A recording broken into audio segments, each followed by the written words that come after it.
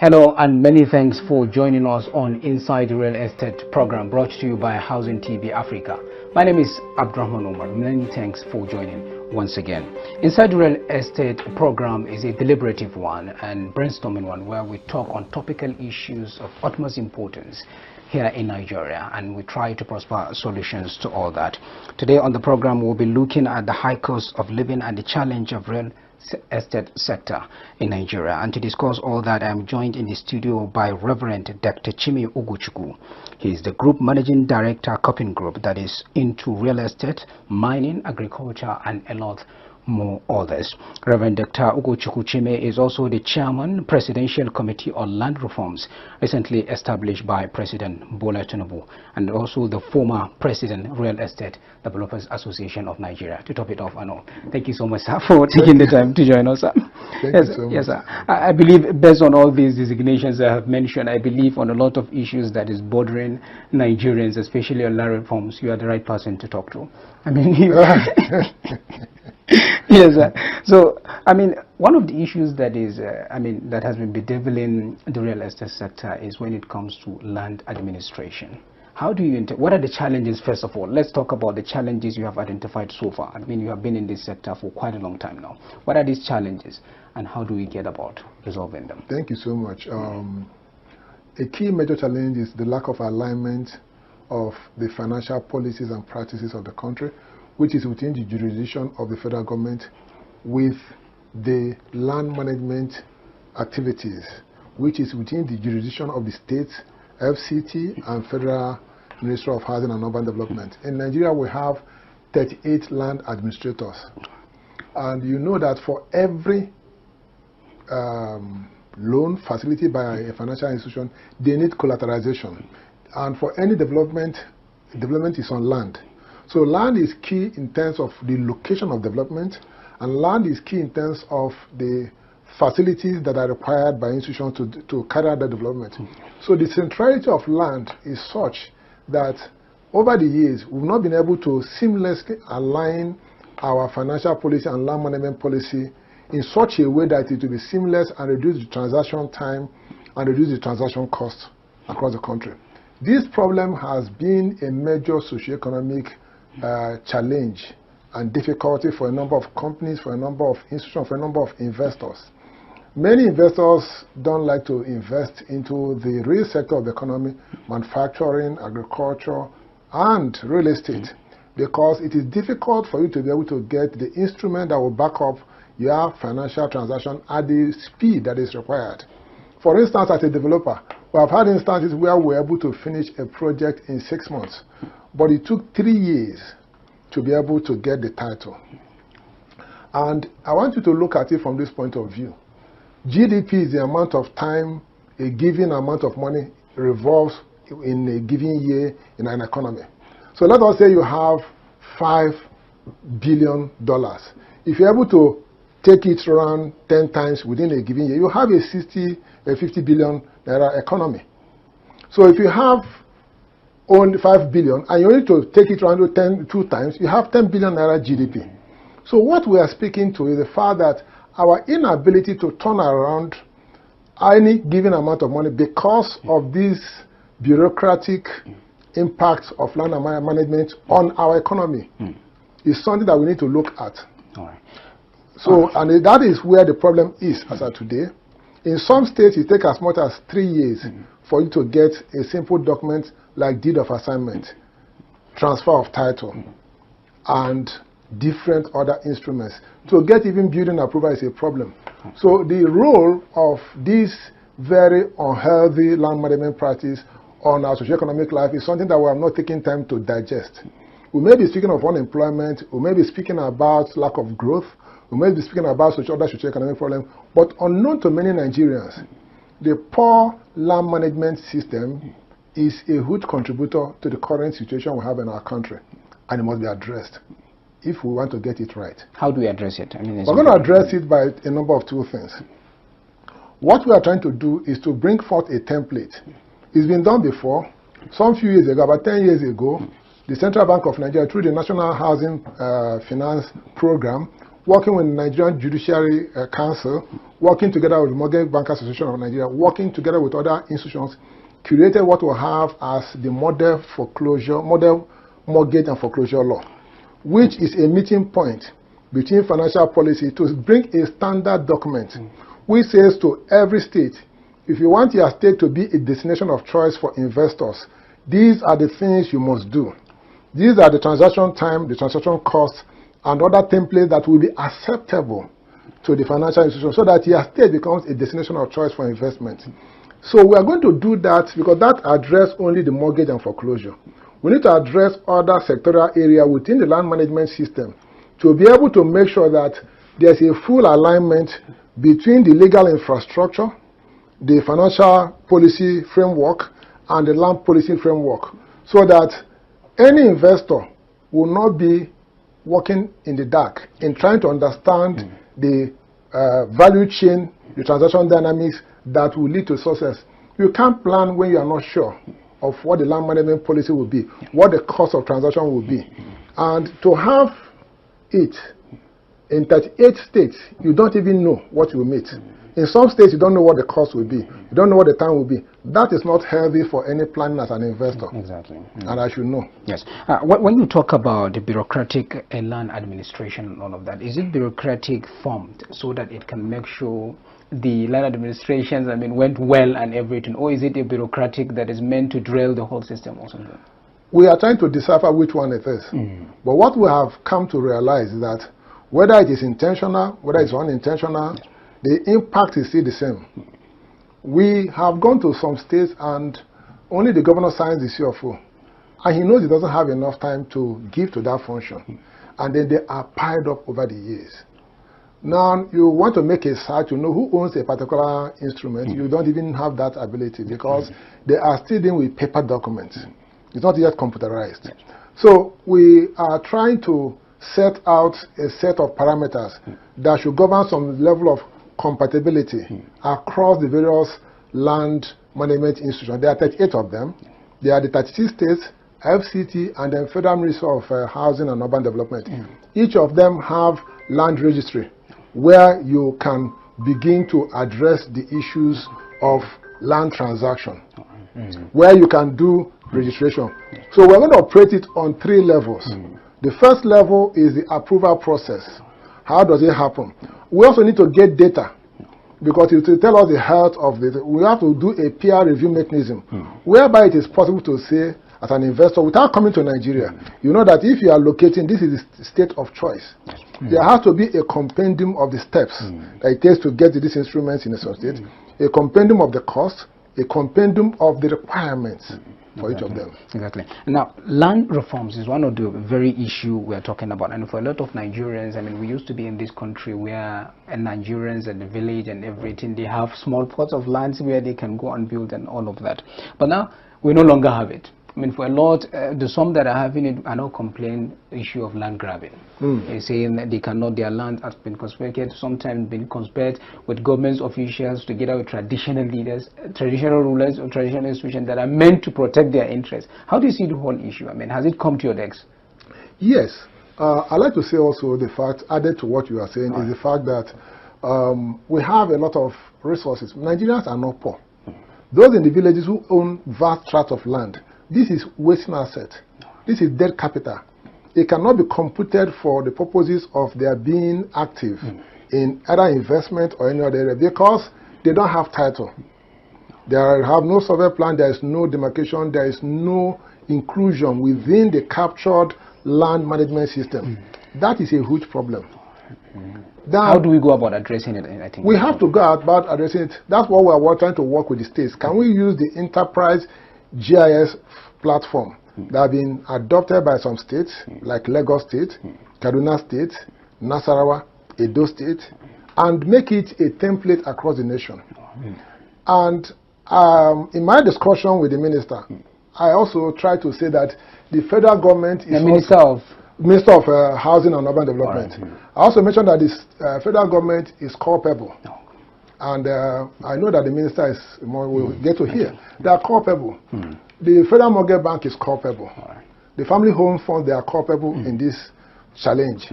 Why will you make an investment in a state where you know that that money will be trapped? For instance, they give money to some developers in Federal Mortgage Bank. They tell the developers you have 24 months to tidy up this transaction. But known to them, C of O issuance in those states take 36 months, sometimes 48 months. So, ab initio, they know that no matter how well the developer functions, the conclusion of this transaction without the legal instrument is not going to be possible. So, anytime we invest in a particular state that we know have not made it possible to have an efficient, dynamic transaction on land matters, any such investment is a risk. And we are trapping that investment. And that shouldn't happen. And I'm proposing to them to say that within the next 1 year, when this work comes on, federal government should stop investing, federal government should FDIs, financial development institutions should stop investing in states that will trap that money, because the legal infrastructure for land management that will be collateral for those loans are not available. CBN is suffering the same thing with reference to their agric loans. So we have to have a shift. The Bank of Industry is suffering the same thing. Why can't we look at these things that are trapping those funds? Some of those funds could have gone from one state, finished the project in a year, gone to another state, but it stayed in one state for 5 years.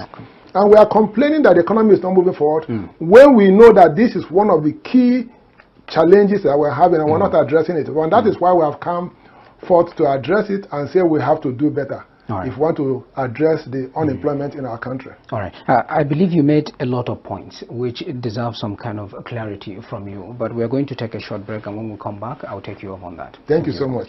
Yes. Well, viewers, we're going on a short break. Do stay with us. When we come back, the conversations continues.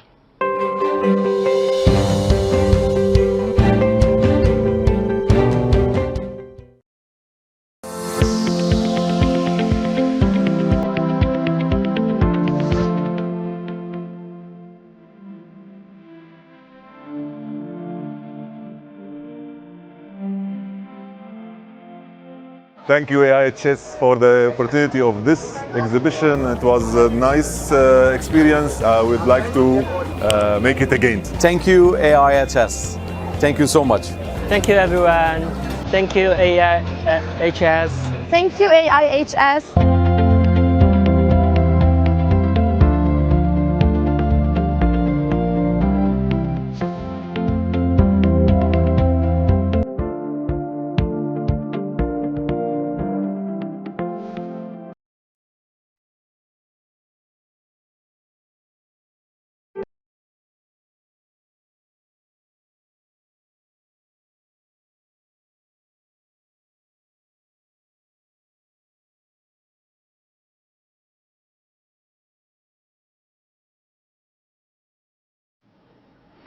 Welcome back, and thank you for still being with us on Inside Real Estate program. I mean, for those who are just joining us, this is Inside Real Estate program, and we've been deliberating on a lot of topical issues concerning land administration with Reverend Dr. UGOCHUKWU, CHIME, who is the Chairman Presidential Committee on Land Reforms, recently established by President Bola Ahmed Tinubu. I mean, there are a lot of titles. Thank you so much for still being with us.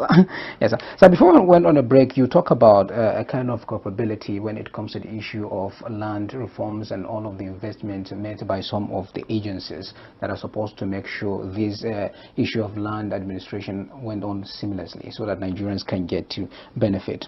One of them is Ministry of Urban, FMBM, Bank of Industry, and many others. For some of us here, the administration is just coming in, and for Ministry of Urban Development, FMBM, most of these people are just being put in to assume these roles and all of that. Has this issue of this bureaucracy that has been drilling the system been going on right from their time? That's the first question before we... It's been a problem that I've been on, and that is why I'm happy with architect Musa Dangiwa for setting up these task forces with Mr. President, to thank Mr. President for identifying that we have a problem. I can remember that in 2010, there was a crisis of 26 billion bad loans given to developers by Federal Mortgage Bank. I happen to be the co-chair of that committee that went in to look at it.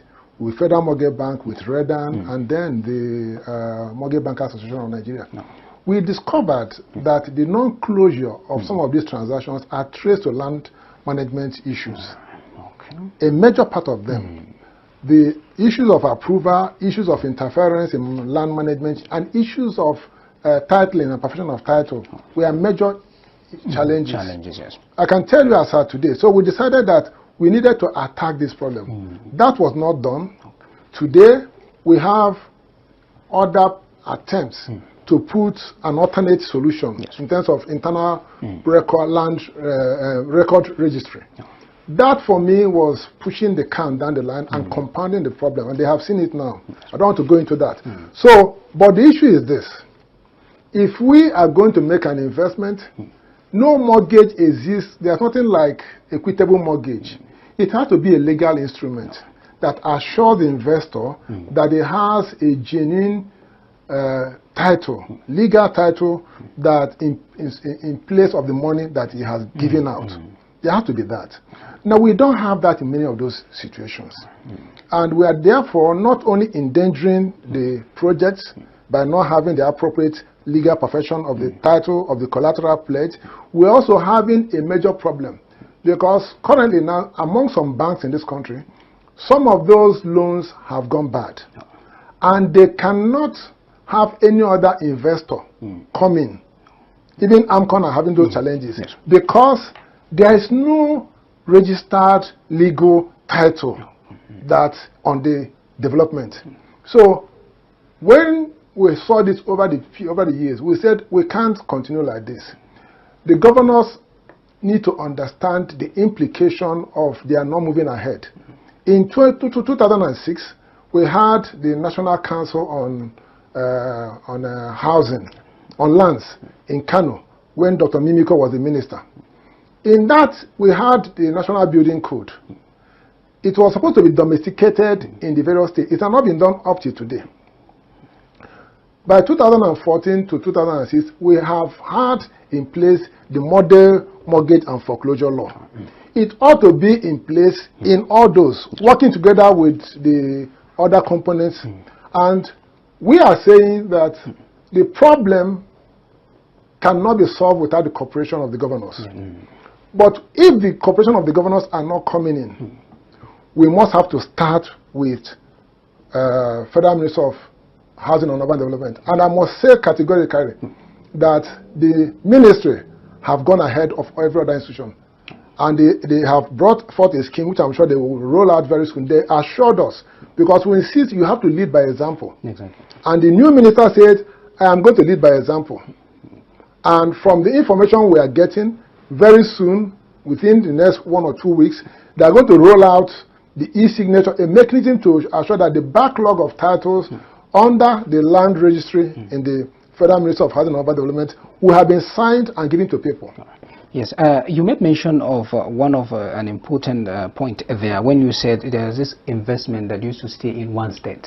I mean, for over a long period of time, and some of these ministries that are responsible of showing that it can rotate so that it can make the impact it's supposed to is FMBM and other ministries and other agencies. Now, some of these managing directors are appointed. Well, some of them, I think many of them are even appointed. Some of them succeed their bosses. We're looking at the system where in Nigeria, we all know it is clear that you are here as an appointed person. Your principal at some point have to tell you, move there, stop there, invest there. That's how Nigerian mindset believe that that's how it is working at the top. Yes. So for them here, when we're having this investment going on in one state and everything, could it be related to exactly this idea that they can move because there are principals at the top, or those that got them the appointment had to ask them, okay, move this direction? I mean, for some Nigerians, do you feel that there are those who made the appointment possible and are benefiting from this investment being in one state, not circulated, and that's why it is not circulated? I don't think it is as a result of that, because it's not even to their benefit. Because that money could have been turned around. Insofar as you don't finish a project, the benefits are credible from that project. For instance, real estate. There's no half-developed real estate. You can't start ascribing benefit from a real estate investment unless it's completed. You don't go and stay in a house after the blocks have been laid. There have to be roof, there have to be plastering, there have to be windows. So it is to the interest to finish that. But even when you have finished that, it is important for you to have these legal titles given to the beneficiaries. It will enable you to hold them accountable for the payment. There have been a huge default. Some of the primary mortgage banks are having problems in collecting the loans where there is no title, because there's nothing you can do to the person unless you start fighting the person in the house. You can't go to the court and say there's disagreement because it has not been registered. You can't even get another investor who is interested in buying that house to buy in because there's nothing to transfer. So it is not to the benefit of anybody. But the major issue that is good for all of us is that the economic downturn has presented us with the reality of the pain we are inflicting upon ourselves by this careless land management approach across the states. It has led us to look at the number of employment we could have generated if we did things right. No matter what you think you are benefiting as a governor, no matter what you think you are benefiting in any realm, we have come to discuss with some of the governors and presented them what the scorecard is coming from this inefficient land management system. And we have said, if you are able to do this, this is what could have benefited. You could have at least increased the employment in your state by no less than 50,000 to 100,000 if you are able to do that. If you're able to do A, B, C, D, look at the volume of investment that could come. Your state could be a destination of choice. So when you do it with some other linkages that are associated with that. So this is what we are trying to do. First of all, show them what they can benefit if they do the right thing. Number two, tell them what the right thing means in terms of synchronizing the land management policy with the financial policy, because that is essential. The third thing is to tell them what they are losing, because these are linked up. Their IGR, enumeration of houses and other things, are linked up to things like enterprise GIS that enables you to know the land assets you have, the ones that are service and so many other things. We need to get to do that. We also are aware that the World Bank, through the Federal Ministry of Finance, through the SIFTAS project, are giving some money for some states to be able to do some of these things. What we need to do now is to take a holistic perspective on land management and see the benefits accruable for IGR, benefits that are accruable for investment drive, benefits that are accruable for unlocking the debt capital. Listen, reduce the transaction cost, reduce the transaction time, and onboard more assets. That will increase the viability of every given state. The same thing in Abuja. Many of the land you have in Abuja don't have no title, and that is not okay. It gives huge room for fraud, which we are having today. Yes, these many of the lands we have in the title. You know, the Minister of FCT talked about illegal settlements and all of that. Could it be related? Because when there is no title, which means anybody can decide to come in and say, okay, it's my own, and then we're having FCT coming in. Is FCT aware that some of this land that these people are, do the FCT own this land? That's the first thing. Do they own the land for them to declare it is illegal? Because if they own it, they will have the papers. Yes, it belongs to the government and everything. Then where another Nigerian comes in and say, okay, they say it belongs to the government or something like that. So do they at first instance have the papers of some of these land that are claiming that it's illegal settlements and all? What happened in FCT, I'm not an expert, but from what I have had the privilege of getting to know, during the time of El Rufai, there were some very progressive measures that were put in place, but it was not followed up. And that is the problem. It has to be followed up that if you are doing things like ages and other things, the powers behind it was withdrawn. And some political will that was needed to carry forth the SIs to a logical conclusion was not done. Now, I'm happy that we have also a very active and dynamic Minister of FCT who wants to get things done and who has the political will to look people in the face and say, my friend, you are wrong on this. The policies and laws that are in place concerning land management have to put in place. If you say you got your land from the local authorities, you have to regularize it. And if we have a dashboard that shows the land parcels and they are properly mapped and they are properly surveyed, there won't be this issue of double, triple allocation and all the other land grabbing and this are done. Yes. Yes, I believe being here with you, one of the very things for us to take away is when you make some certain things clear. And one of them is that I ask you, for many Nigerians, they believe that there is an existence of godfatherism, those who are behind appointments of many people who at some point are not capable of handling many of our agencies, and that's where we are moving forward instead of moving forward. Now the problem we're having is that, to make it clear, these people that are being appointed into office and all of that, because of your experience and you have known the system, how it works and everything, you're a Nigerian, are they there? I mean, do we have these people where they said, okay, move, make an investment there, don't make an investment there, just for the benefits of other people? The reality is this: we have to be the watchdog of government. The Nigerians have absconded from their responsibility of oversighting the oversighers. Let me put it that way. The common society that is thriving everywhere in the developed countries, it is the citizens that are watching over those who they elected. Because they give us, we had oil money, nobody's interested in paying taxes. But now it has changed. We now pay tax. And when you pay tax, you have to monitor where that tax money is going. So we are having a new era whereby we have to be more productive. And if you appoint a wrong person, we start shouting that this person is wrong and provide evidence so that it is changed. So Nigerians have to be the watchdog over government, over leadership. There is no leadership that you put up who is being influenced by people who want to get some things from them. They are pushing them from one side.